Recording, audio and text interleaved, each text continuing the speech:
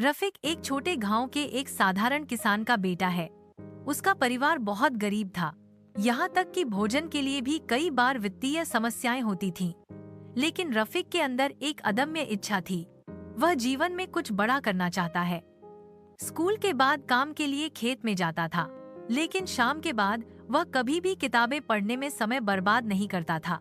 एक दिन रफीक ने शहर जाने का फैसला किया। वहाँ उसे छोटी मोटी नौकरी मिल गई। पहले दिन ब दिन घर के लिए संघर्ष करता था, लेकिन वह कभी निराश नहीं हुआ। वह छोटे व्यवसाय के अवसर तलाशता रहा।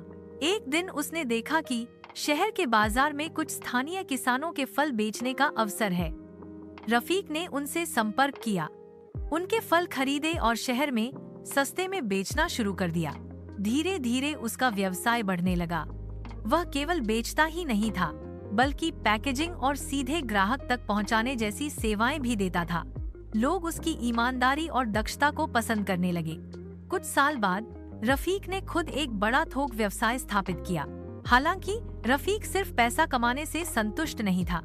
वह अपने गांव के किसानों के लिए आसान, नर्म और नई तकनीकें लेकर आया, ताकि वे आसानी से उत्पादन बढ़ा सकें।